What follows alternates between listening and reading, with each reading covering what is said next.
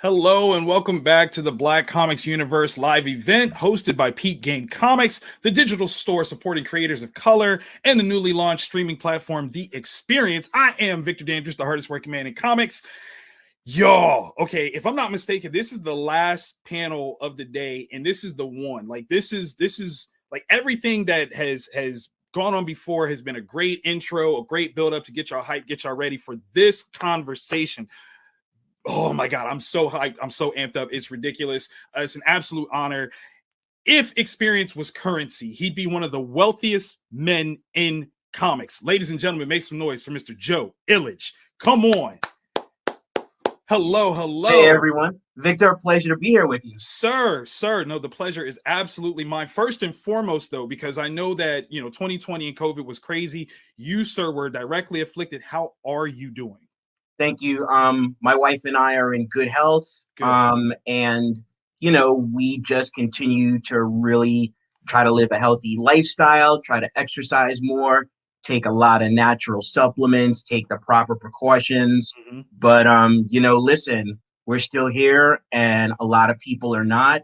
So all I can do is be thankful and grateful. 100%. Wow, sir, I meant what I said. When it comes to Experience, yours is the name. Okay, like I don't know if there's a company that you haven't worked for, is because they haven't been invented yet. and you are literally the man who's been in the rooms where they happen. But I want to go back to the beginning. When Great. did you first get into comics as a fan? Wow, so right now I live in Brooklyn, New York, and interestingly enough, I live a few blocks away from the newsstand where it's on the corner of Church and Nostrand Avenues. At that time, when I was a kid in the second grade, it was called Tiamo. Mm-hmm. And my mom, every Friday after work, we had a tradition. We would go to the newsstand and she would buy herself soap opera magazines and she would buy me comic books. And so she would buy me 3 or 4 different comic books. And back in those days, I was a real DC head, right? And so I've been reading comics, since I know. Love it. And I have family in Nassau, Bahamas. So I used to go there every summer. And my aunt, one day, she brought me 6 comic books, which was basically like 2 weeks worth of like newsstand visits with my mom. Right. And one of them was Uncanny X-Men 112.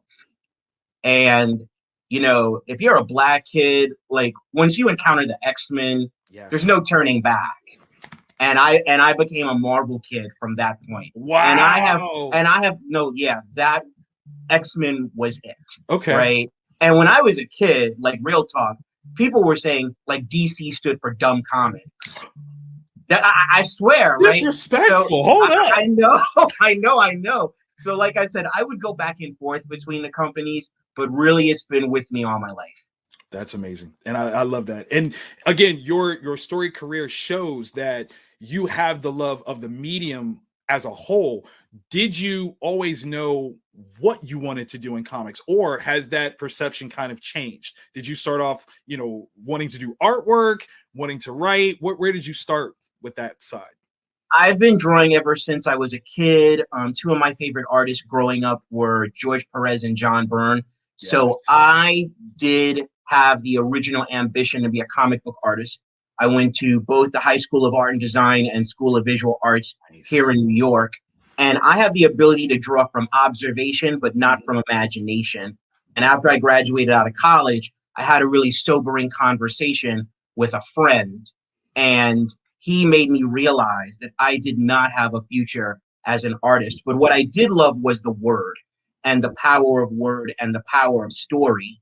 So at that point, my ambitions went toward the interest of the art of the story. See, now I definitely connect with that. As Danny J. Quick is bringing up, like, you're an artist too. This is one of those things where we're two men that are known for the word side. Yes, we can push a pencil if we wanted to, but the way that we can use words is so much more important. And I totally understand that. How has your visual acumen affected how well you use your words? Is that a regular process? Do you speak well to artists because of it? Yes, growing up with an artistic background gave me the ability to speak to artists in their language. 100%. And actually growing up in, high school and college with friends who became icons in the comic book industry, right? And friendships that I still have to this day, whether it's Chris Cross, who's like a brother to me and a veteran, Milestone, the Seminole Blood Syndicate artist, or Chris Batista, who was the artist of the Steel series that Louise Simonson wrote. So having that artistic background definitely made me a better editor and a better participant in the comic book industry, or a more informed participant. And as a writer and editor, I have some kind of an understanding of what artists are doing. I don't live the life of an artist, but having friends who are artists and knowing that language helps me in communication. 100%. Okay, so for those people that are watching and may not really understand the difference, what is the difference between an editor and a writer? Because that's such a very, severe distinction, but it's one that most people have no idea. Wow. Okay, so I would really have to try to break that down, because that question could literally be an entire episode, right? The writers are the people who create and develop the narratives. And they're the ones that have to face the blank screen, the blank piece of paper, and find their muse. They're the ones who constantly practice their art in utilizing our beautiful language to tell narratives, right? The editor has a variety of jobs. But insofar as working with creators, there are three primary jobs. One is working with creators to maintain a level of quality in a timely fashion.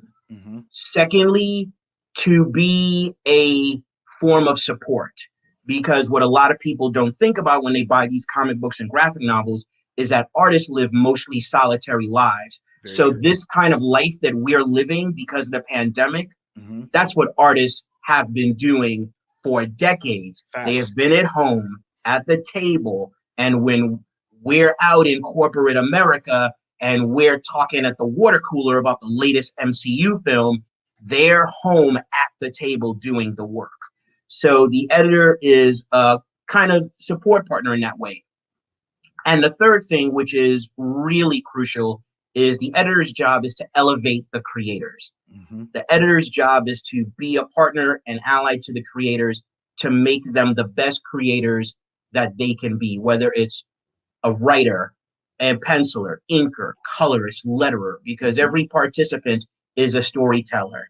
And we're there to be the support and to provide positive reinforcement and to have honest conversations, honest dialogues about the world, about the story, and things of that nature. So the editor is the last person in the line. The creators are always first.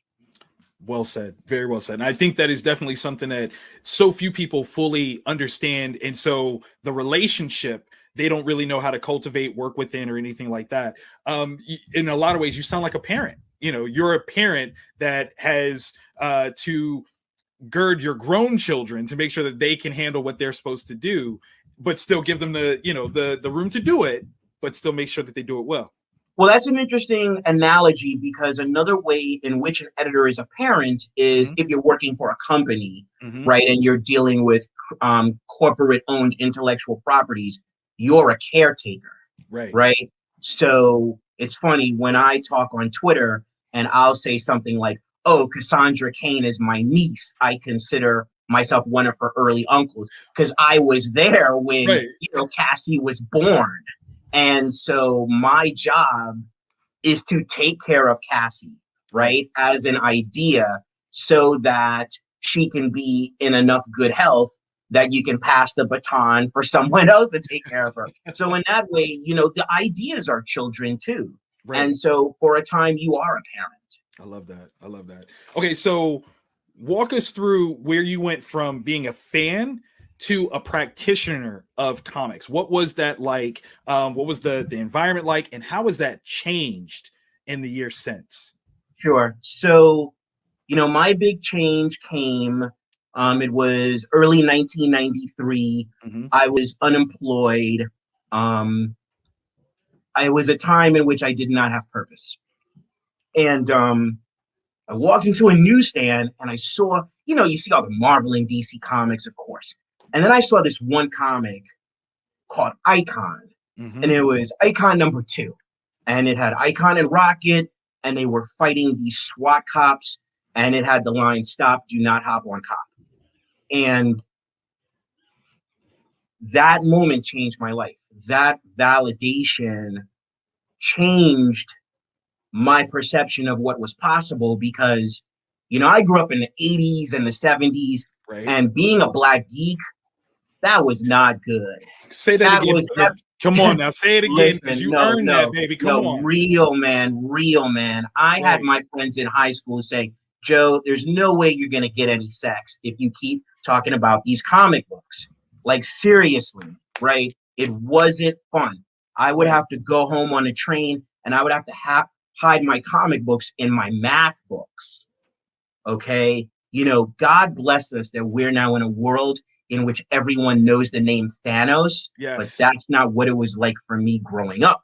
So Icon was a validation Mhm. of my geek life. And so, when I went to apply for an internship, I met Dwayne McDuffie, who didn't Mhm. hardly say anything in the interview, making him even more mythic. And Matt Wayne, who was an editor there, who did most of the talking.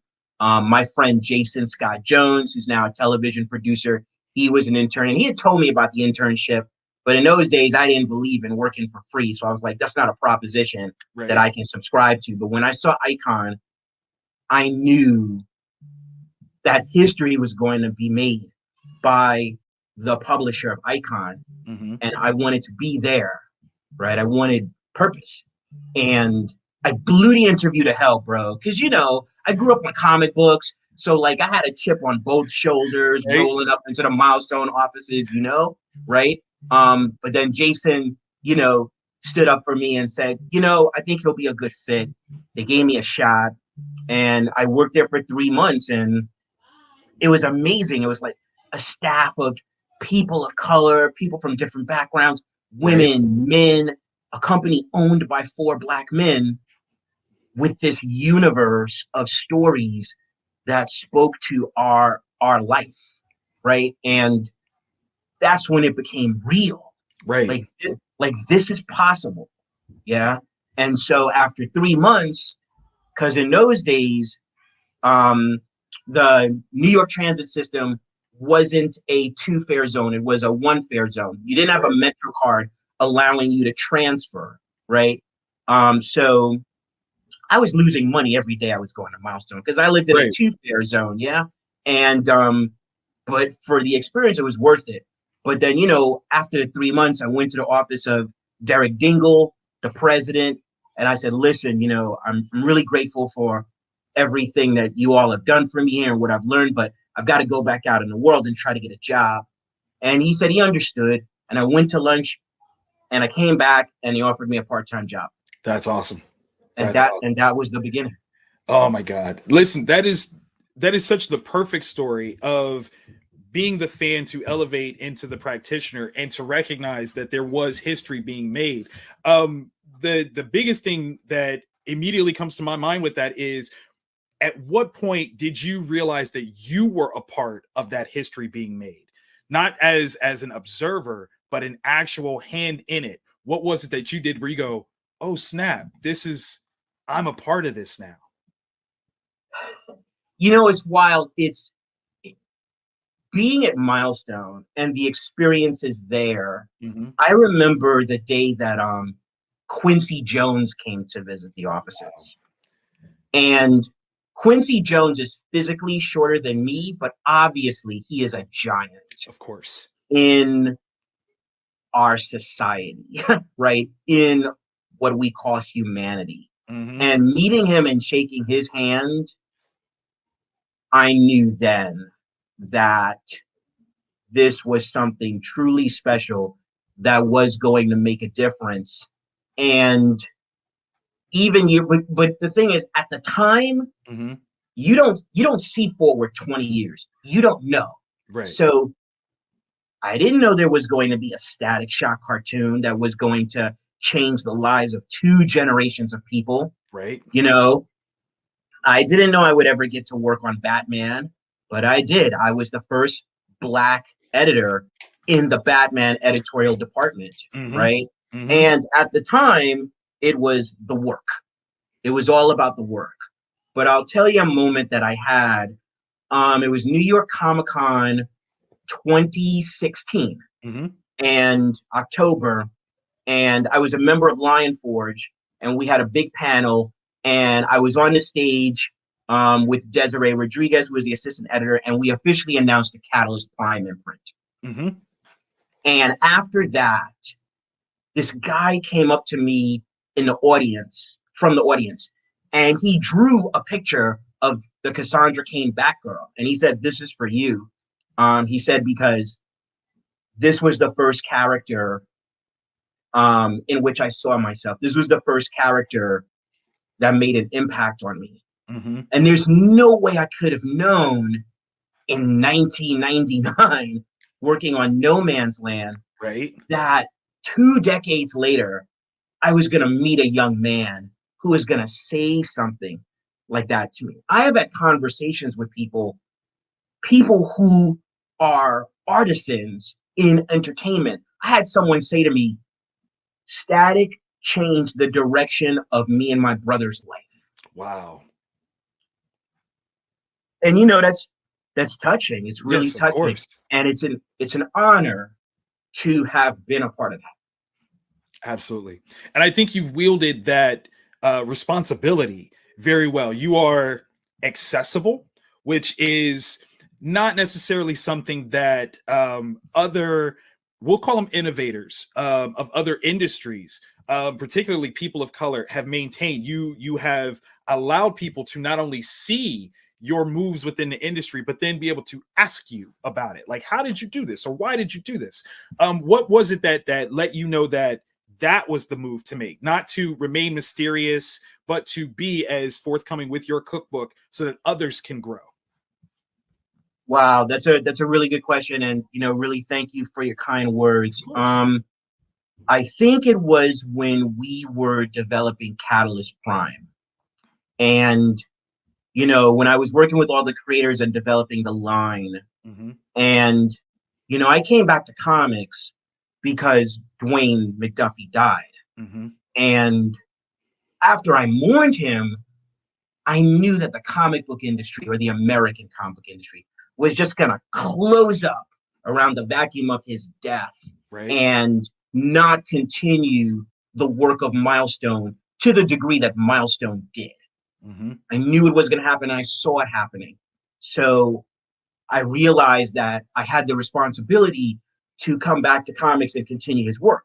And so when Catalyst Prime was being developed, I realized that in working at Lion Forge and this company of memes with these great people, that in addition to our mission, in addition to this line of books and the amazing creators behind it, there needed to be a voice.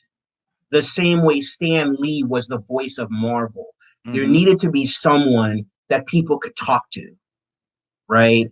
And so I made the decision to take that responsibility, because without communication, how are we gonna lift each other up? Right. If I don't communicate with people, then how can I pass on what the Milestone founders passed on to me when they gave me a chance? Of course. So it doesn't behoove the mission for me to be a recluse. Thank you for that. Like seriously, and there's lots of comments that I'm seeing of people co-signing that whole concept. People calling you Uncle Joe because again, that openness is the necessity. Okay, so not everything can be roses and wine. Sure. What were some of your biggest challenges that you've overcome in your career so far? Wow. I think I would speak about failure, right? Mm-hmm. And if we talk about failure and what that means, when we look at careers from the outside, we see movement. Mm-hmm. We don't understand the reality that has happened behind the scenes. And I've been at various publishers, Mm-hmm. and I've had longer tenures at some than others, more successful tenures in some than others. And the most important thing was to remain grateful, to, in times of doubt, be able to look at what I've accomplished Mm-hmm. and to realize that the mission continues and the mission is bigger than me. So if I'm someplace for 9 months, is it the time or is it the impact? Yes. Right. And so it's taking the lessons from wherever you've been, walking forward with it, making yourself a better person, and trying to make yourself a better advocate. Right. So the reality is we learn more from our failures than we do from our successes. So true. And when we overcome them in private to some degree. Mm-hmm. But, I remember I wrote a editorial for the Hollywood Reporter after the end of my tenure at Valiant. And what that was about was that the future of comics is a bright and brilliant thing. Mm-hmm. And this is a very exciting time, right? And people didn't know what to do with that. They were like, wow, you're not like dumping on Valiant? Like, you're not angry? And it's like, that's not what this is about. Right. Right. This is about the future ahead. Right. Right. And honestly, there's so much negativity in our industry, Mm-hmm. whether it's through business practices in transition, whether it's through toxic narratives on social media, that we must counter that with positive, that we must keep our eyes on the prize. That right there is literal experience talking, y'all. So I need y'all to write that down, heed what he's telling you. Because again, it is always looking at that there is something brighter down the road. Just relax. It sucks. And it's not to say that you're not without ill will on different people, different actions, but when to voice them and when not to. That is absolute wisdom, and I love that. Okay, so when it goes to you being the first Black editor in the Batman office, one of the things that my recollection of that time period was that you were never forced to create Blackness for the sake of, but just quality content. Was that ever something that you had to assert, or was that the understanding that you were good at your craft and that is why they hired you? I was hired because I was good at my craft. Mm-hmm.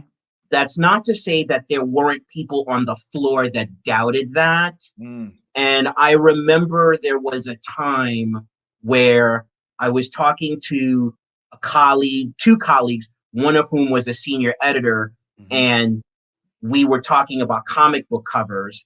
And I mentioned the idea that a white background on a cover allows whatever you put on that cover to come forth stronger.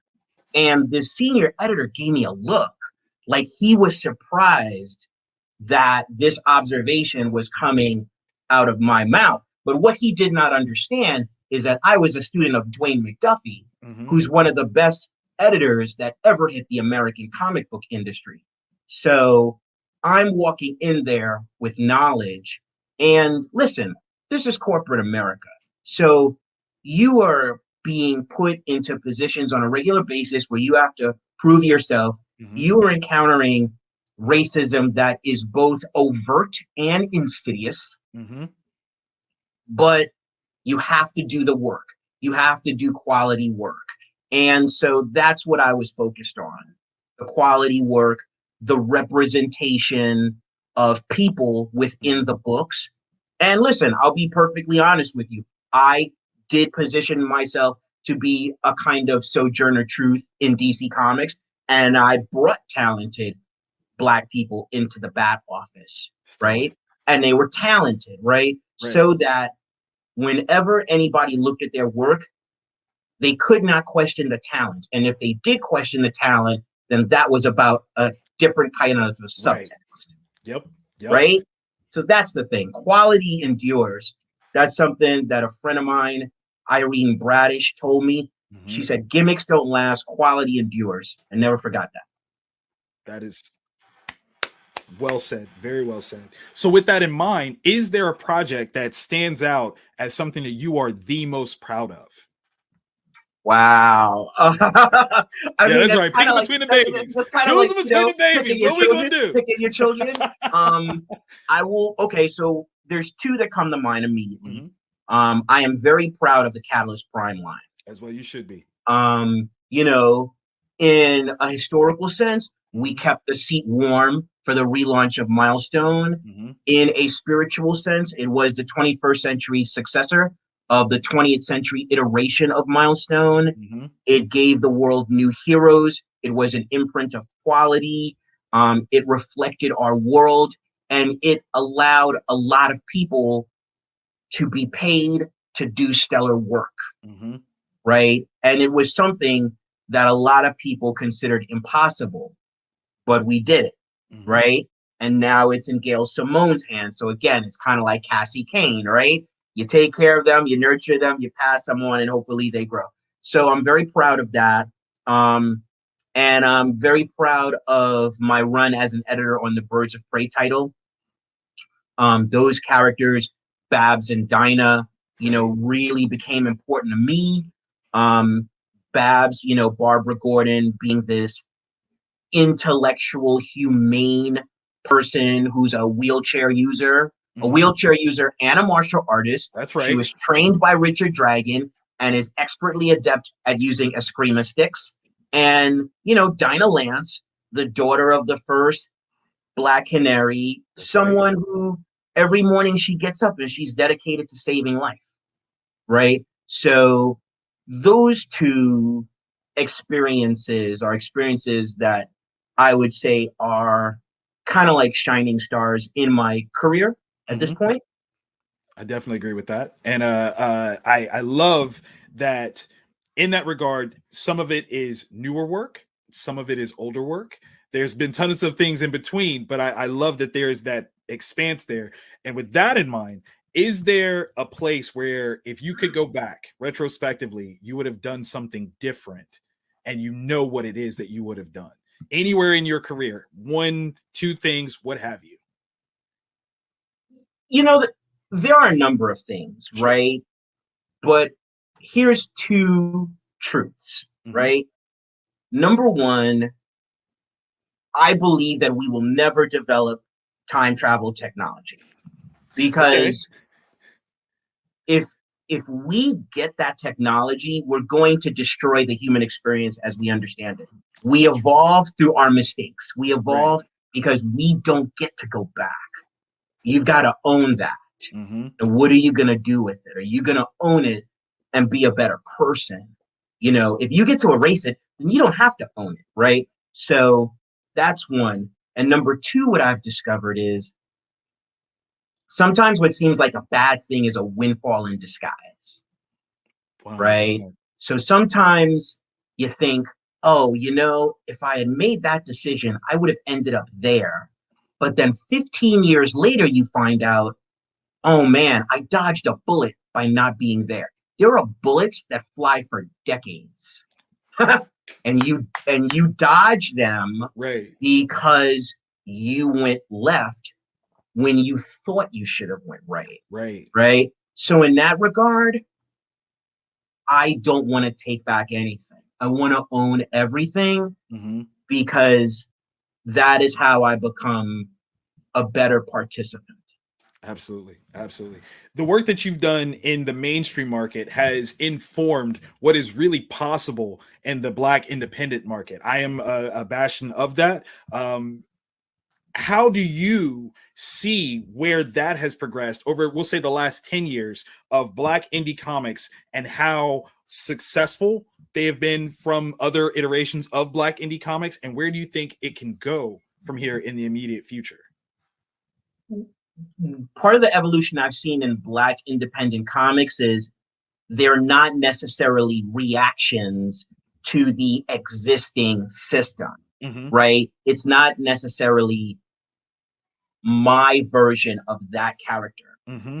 You're seeing absolutely original ideas, or you're seeing ideas based on our history. You know, a perfect example is Tuskegee Heirs. Tuskegee Heirs is not ripping off anything from Right. Marvel and DC Comics. It's using our history to inform a speculative future for everybody, right? Mm-hmm. So that's the kind of evolution I've seen. Someone who came before me in this excellent experience, the Queen of Fua Richardson, and her getting to put Mm-hmm. out the Book of Myrrh. That's coming from a deeply personal experience of lineage, Yes. of history, right? So that is part of what I've seen. And in terms of how we're going forward, you only have to look at how Kickstarter and the Black indie community Mm-hmm. has really shown Black entrepreneurs that there is another way to get their books to the audience.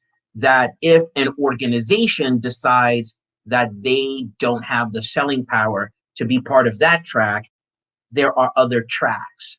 The fact that Roy Akupe doing the work Mm-hmm. was recognized by Dark Horse, and after 2 years of negotiations, made a historic deal, which is basically the 21st century version of the Milestone deal, Right. as Right. Milestone was a creative company that had a publishing deal with DC Comics, Mm-hmm. and now Unique Studios is a creative company that has a publishing deal with Dark Horse. These kinds of things show the viability and the growth and the evolution of the Black independent movement. And it's an amazing thing to see, That's right? awesome. Like, this is a great time to be alive. Yes, indeed. and, and Yes, and indeed. and be a creator and be in comic books, Of course. Of right? course.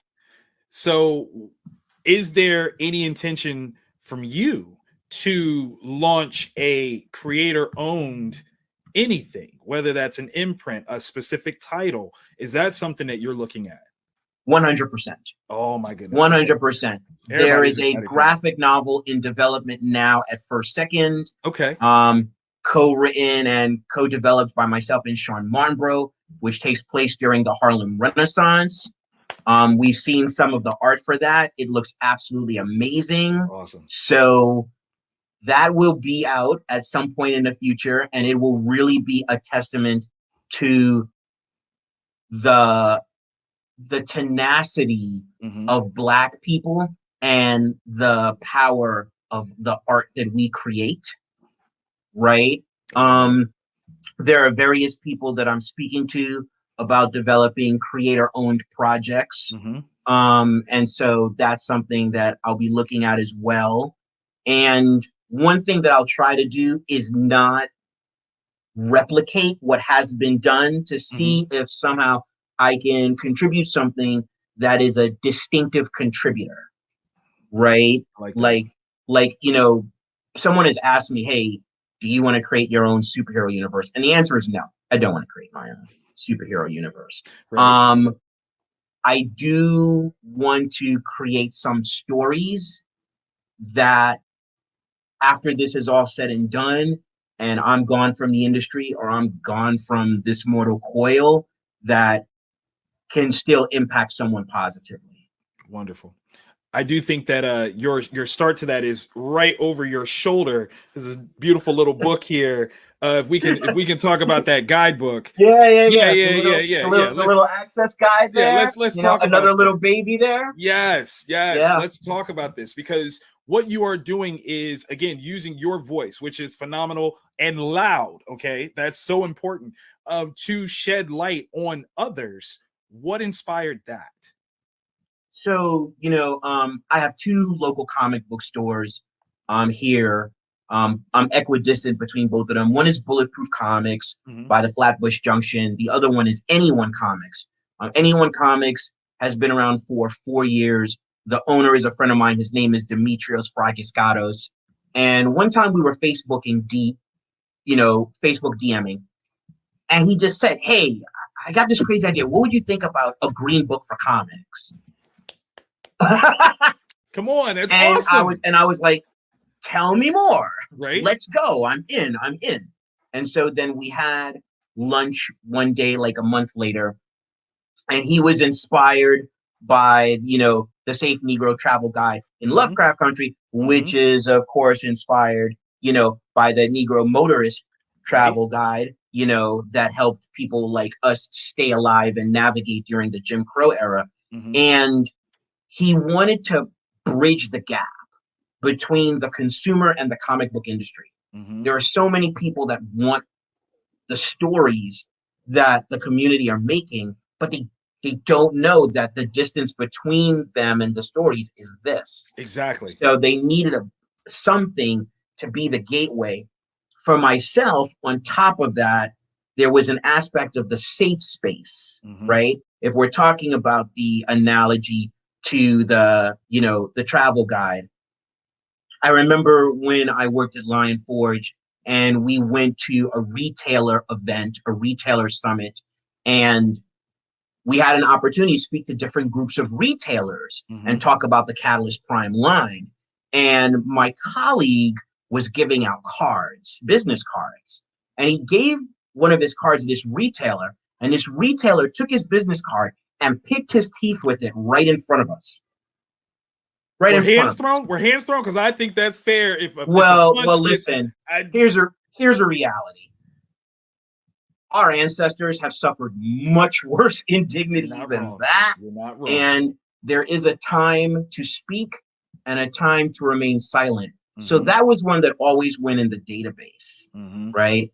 And that was a sharp reminder that not all comic book stores are safe spaces for Truth. us and our stories, Hmm. right? So when I think about safe spaces and how this book will open up exposure to Black owned retailers, Hmm. Black founded conventions, show the publishers that are supporting Black lives through their hiring practices, through the stories, Hmm. show the creators, right?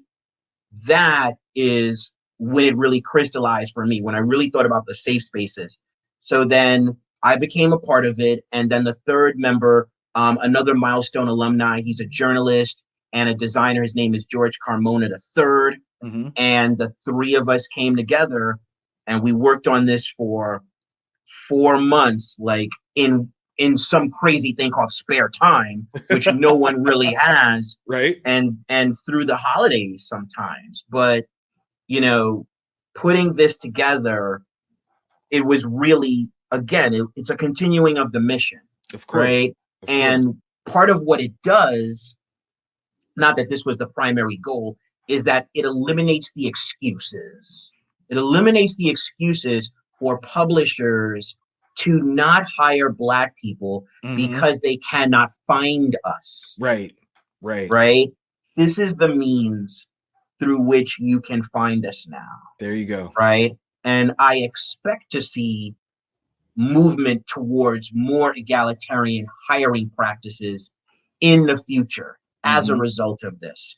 And this book is going to be an annual program. So we will be putting out a volume every year. Beautiful. Beautiful. Yes, that's what I'm Thank you. talking about. Thank you so much. So, obviously, with so much work behind the scenes, do you get to still be a comic book fan? Do you get to still read books outside of work? Yes, absolutely. Okay, Absolutely. okay. Yes, yes. And What I are mean, some of the things you're reading these days? wow. That's okay. As far as Marvel Comics goes, Sure.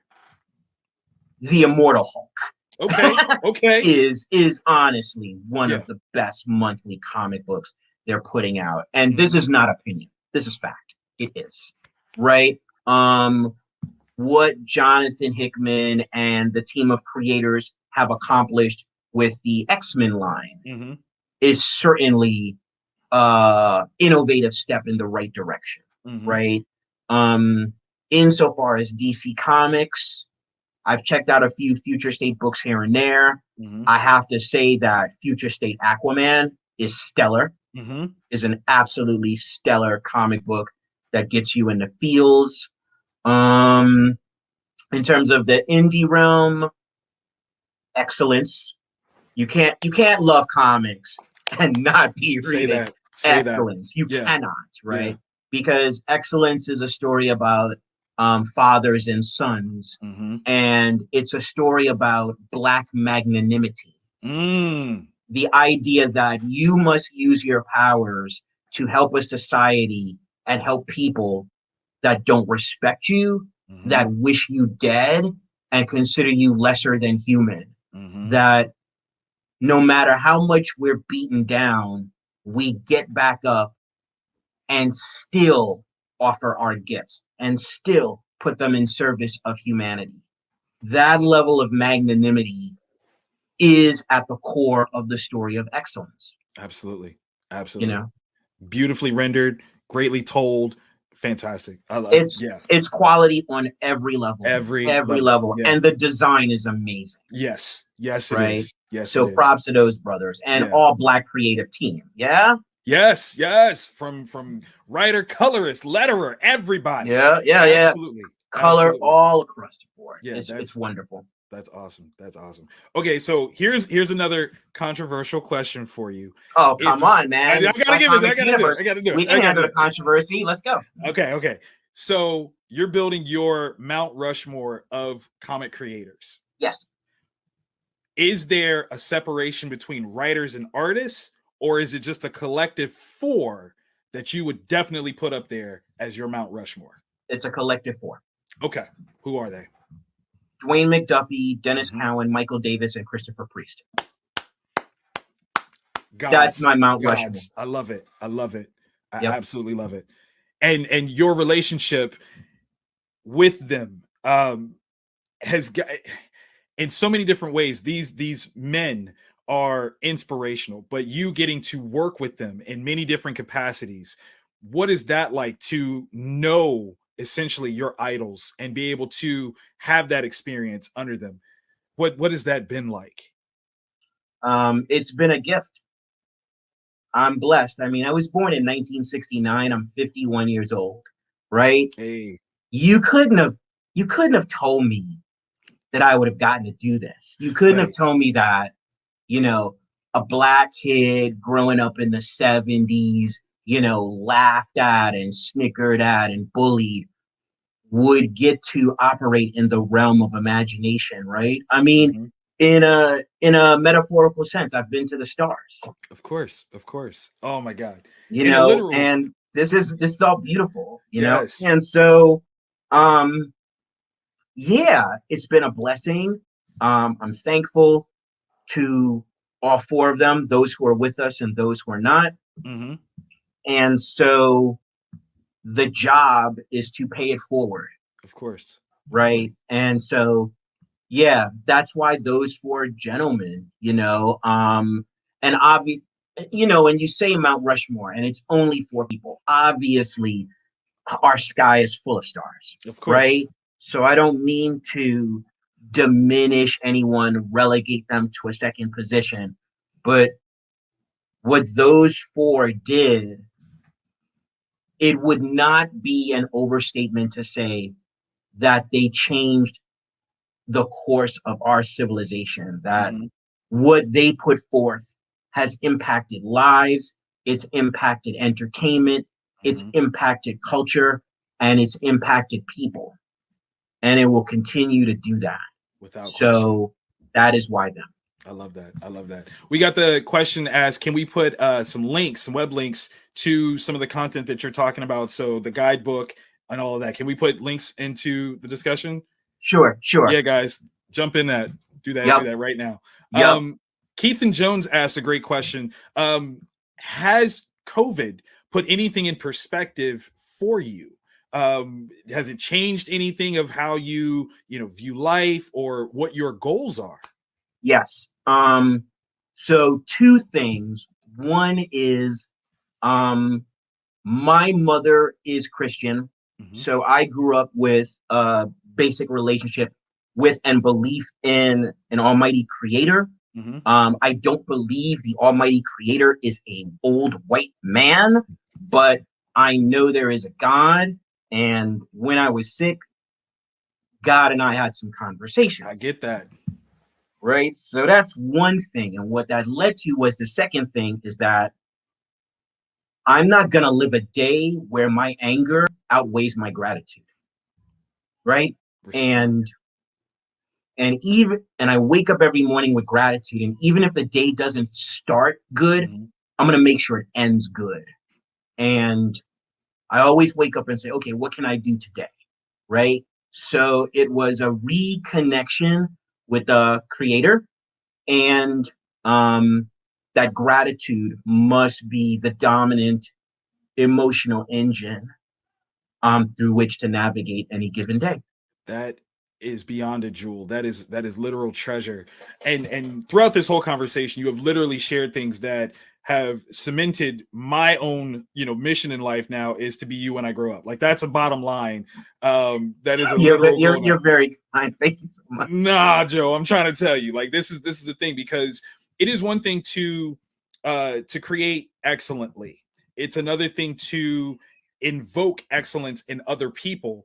It's something else entirely to do all of that and yet still continue to build platforms for other people to find their own sense of excellence. And that seems to be what you're all about previously, and even more so now, that you are more about how you will affect this genre, this business that we all love, and make things better, if not easier, but better for those people that are coming into the game after the fact. And that's something beyond commendable. And if anyone else hasn't said it, thank you for that, for opening those doors, keeping those windows open, and spitting out that truth that we won't know until we've bumped our head so many times that some of us might walk away jaded. You took those shots so we don't have to, and that's appreciated, like very much so appreciated. You're welcome. Thank you very, very much. So in the there's another question. Is there anyone out there now currently creating and putting out content now that has you excited? Anything coming out that you are absolutely looking forward to? Great wow. question. Thank you. I mean, there's so many amazing comic books. I'm gonna do some slight self-promotion. Do it. As the executive editor of Heavy Metal, we brought on Christopher Priest to write a science fiction series called Entropy, which we basically internally call Green Lantern meets Breaking Bad. And that is something that is really going to illuminate the human experience and talk about how do you make a villain and who decides what a villain is. I'm very much looking forward to that. April 13th is going to be the publication of MPLS Sound, which is my graphic novel with Hannibal, Taboo, Meredith Laxton, and Tanshua Humanoids. It takes place during the 80s. It is a love letter to the Minneapolis Sound, and it's a story about one woman's quest to create a band to fight against the dominant white male rock system of the time, and to eventually become the band that plays with Prince before the revolution. Yes. In terms of projects that are out there by other people, and again, I'm not going to be able to mention all the ones that I'm very much looking forward to. I'm looking forward to The Book of Myrrh by Afua Richardson. She's a beautiful human being, and I'm looking forward to her truth coming out in this story for us. I'm looking forward to White, which is the sequel to Black. Yes. By Kwanzaa Osayefo, Jamal Igle, Kari Randolph, Tim Smith III. Far Sector by N.K. Jemisin, Jamal Campbell, and Darren Bennett. Any day that a new Far Sector comes out is a beautiful day. Yes. I'm looking forward to a collected volume so that I can sit down and reread the entire story again. That for me is kind of like those are the immediate starts, Gotcha. right? There are so many stories out there, but those are the things that immediately come to mind. Yeah, but there's so many good books out there you can't choose, and that's the way it should be. That should Yes. be the status quo. I Yes. remember when I was growing up as a kid, all Marvel comics were good, Mm-hmm. all of them. That's what comics should be, right? All of them should be good so that there's one for everybody. There we go. Oh my God, I love that. We only have like time for another question or so. So I'm going to throw out this one, and this one is insanely personal. So I apologize if it feels too intrusive, but we all You're want to okay. know, if Yeah. you could have any superpower, what would it be and what would you do with it? I would have to say flight. Okay. Okay. Right? And I would just look at the world from a different perspective, right? Wow. On a day where I'm down or I'm feeling bad, and we're weighed down by our prejudices, Mm-hmm. and we're weighed down by this pandemic, and we're weighed down by the media, and we're weighed down by politics, to just be able to go up there and look and just see it all and it's a reminder that this is all amazing. Mm-hmm. And the defiance of gravity is something that we aspire for with our work, right? There's something that's holding us down. It's holding our spirit down. It's holding our civil rights down. And everything we do is to defy gravity. Wow. So Yeah. I would love to be able to fly. That's a great answer. If I could have one super. That's no. That's a great, like, that's like, yeah, flying. But no, your rationale and reason for it, that is why you are Joe Illich. That is without question. It's a truly celebratory, like, perspective, mindset, the whole nine. And literally, this is already been a huge treasure. I do think we have a solid 10 minutes left. So if there are any questions that people put in the chat before, throw those up, Kyle, if you don't mind, because I know I didn't see them all. But this is absolutely phenomenal. While we wait for that, though, what is a day in the life of Joe Illich like? What do you do when you wake up, and how do you manage the work that is on your plate? Okay, so wake up. My wife and I sing good morning to one another. We have a song. We greet each other, and then we start the day. I'll start the day with a bowl of cereal, which will What's then your lead favorite? to it. Right now it's Organic Raisin Bran by Okay. Cascadian Farm, and then it's like, okay, it's usually I'll check the New York Times on my phone. I'll look at certain websites, and then I'll go to the computer and I'll start the work. Right? It's like, okay, what's come in? What new scripts have come in? What new art has come in? And I try to eat like every 2.5 to 3 hours a day. I'm trying to get 9 servings of fruit and vegetables a day. I'm trying to drink half a gallon of water a day. I try to take a walk every day. It's beautiful out there, and sometimes you just need fresh air. I try to do some reading every day. If there's something that I don't have the time to read at the time, I'll forward a bunch of articles to my Gmail. And then on Saturdays and Sundays, I'll sit down and I'll go through all these articles. I just read a cool article with some comments from Malcolm Spellman, who's a brother and the showrunner and head writer for Falcon and the Winter Soldier. And just the way he presented the analogy between the blip in the MCU and the world dominated by COVID-19, right? And how within that prism, he's going to deal with Sam Wilson as a Black man taking on the legacy of Captain America, right? Like, it just enriches me to read a Black man saying this, right?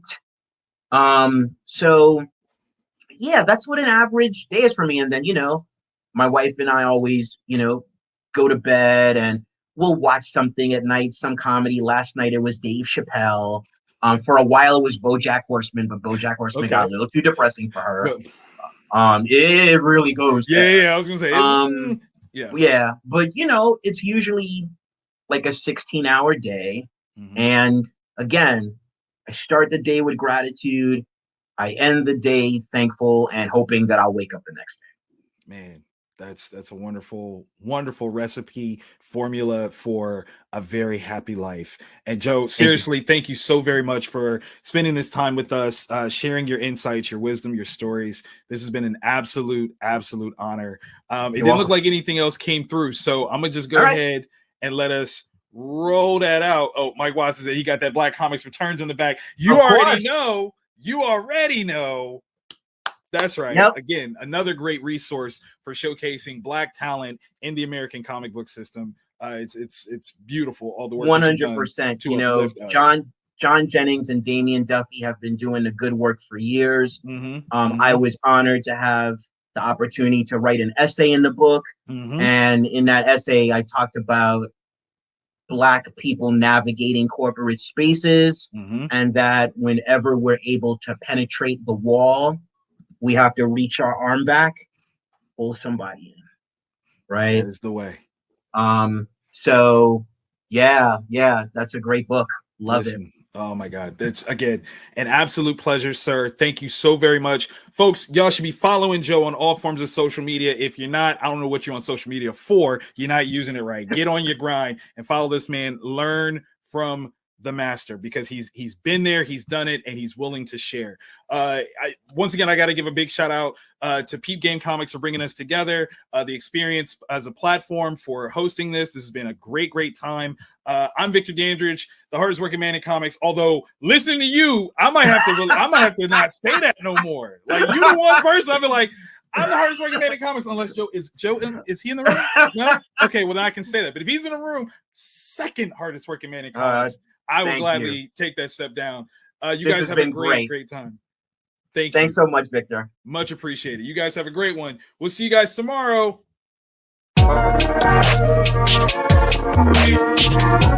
Bye.